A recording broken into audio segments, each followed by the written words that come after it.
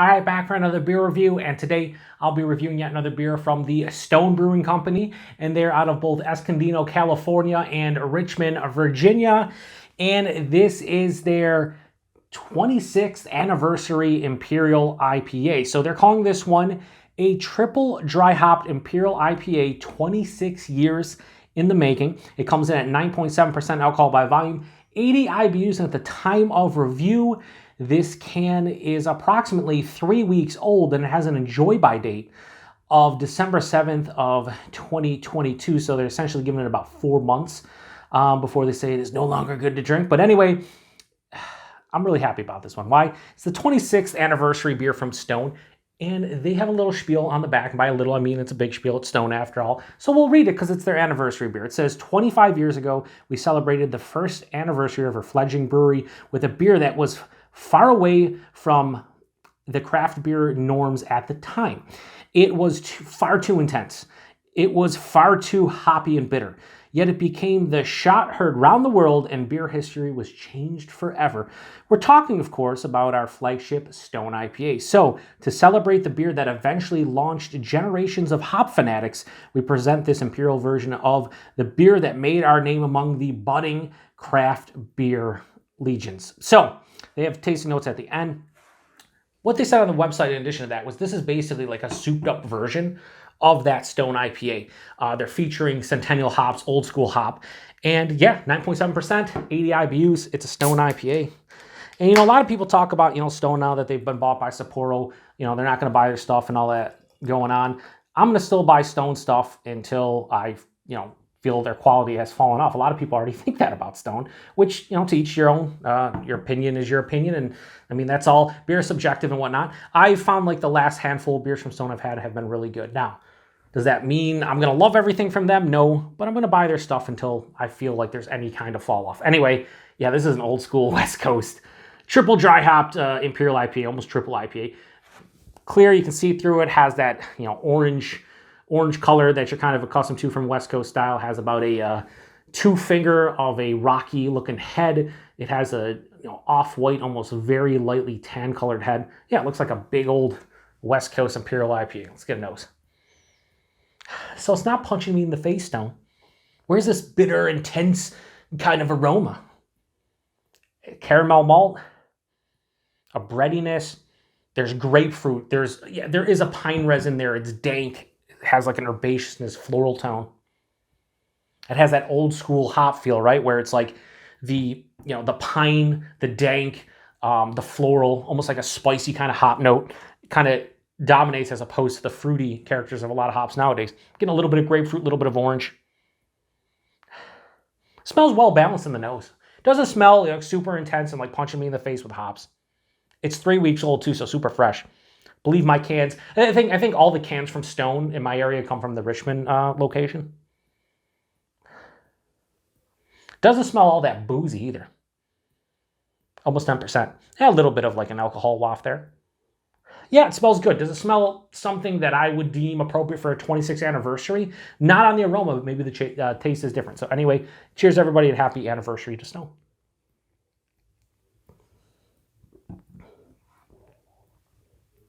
Okay. And there is the intense bitterness, the flavors. Yeah, that's a big beer. It's a big beer. I'm going to zip it, Stone. The aroma, no. The taste, yes. Here's the thing. Do I love this? On the first sip, I'm going to say, let me take another sip.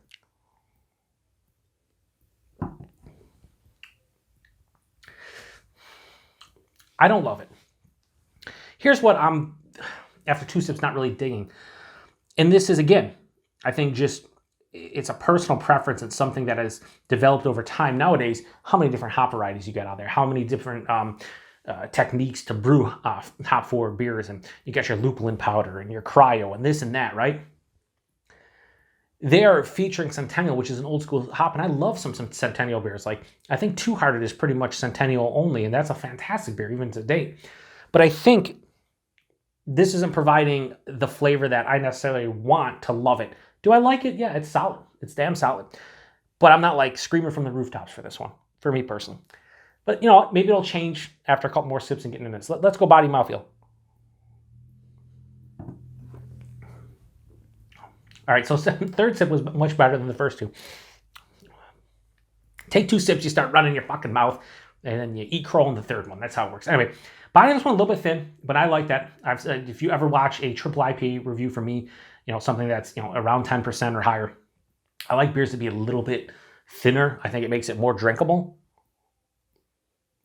And I think this is like higher side medium body. So it's thin for a 9.7% triple dry hopped West Coast Imperial IPA, but I'm all right with it. The mouthfeel, it's old school. It's crisp. It's effervescent. It's smooth on the finish, but it's not going to be super creamy and soft like a New England style. You don't expect that. It's a West Coast style. So body, bit thin, mouthfeel, appropriate. The taste, I'm starting to get a little bit more fruity components here. Right at the forefront, I'm hit with a little bit of caramel, white bread, maybe a touch of honey, like slight honey drizzle. Then it passes through and I'm getting orange, grapefruit, zesty, rindy, not really sweet. Then I get like a kiss of like a pineapple, maybe a mango, something tropical, but not overly so, just in and out. And I think that's where a little bit of I think the sweetness from the malt combined with what I think are the perceived fruits in here. It makes it a little bit sweet, like a third of the way through the palate. Second half of the palate, whole different story. This big, piney, resinous, dank, herbaceous floral, just like like hop sap. Like it's like just hop matter just sitting on your back of your tongue like you're chewing on a hop. You know what I mean? Like it's kind of that intensity. This finish is semi to full on dry.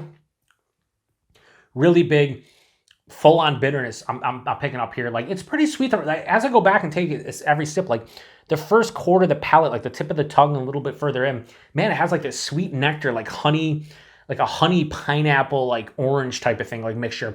But then right after that, it's like wiped away by the intensity of the hops that aren't the fruity sweet things. You know what I mean? Like, again, the hops are giving you the fruitiness, it's giving you the dankness and whatever, but the malt's making you perceive the sweetness. And I think that fruit character at the beginning is cool, but it is quickly wiped away on the palate. So unbalanced, but it's what Stone's known for with these, like, right? Super bitter and intense and hoppy. The alcohol. Is it boozy? Sure. Is it 9.7% boozy? I'm feeling it in the chest. I feel it as a whole, but not on the palate. So everywhere but the palate, I feel the 9.7%. On the palate, there's no astringency. There's no like alcohol burn. There's nothing. It's just like in the chest, and I'm like, oh, each sip, I'm like, I'm feeling a little bit warm. This is, so I'll take back what I said. I think this is really good. It's really damn solid. It's enjoyable. But I liked Ruin 10. Which was the Anniversary Ruination that they brewed and I reviewed earlier this year. That was better than this, in my opinion. That said, I think this is still really good. It's just, they're featuring Centennial, and I'd imagine the original Stone IPA probably had Centennial in it and probably used a lot of it, maybe. So for me, Centennial's not one of my favorite hops, although, like I said, I like Two Hearted. Founders used to have their Centennial IPA. It was really good. I like it, usually in conjunction with other hops. I just think maybe for that, man, well, I'm all over the place. The best way to say this, and it sounds so negative, but I'm trying to be honest, this for an anniversary beer is a bit boring. Is that fair to say? Like, it's good. It's just a bit boring for an anniversary beer. But I know why they did this for an anniversary beer, and that's awesome.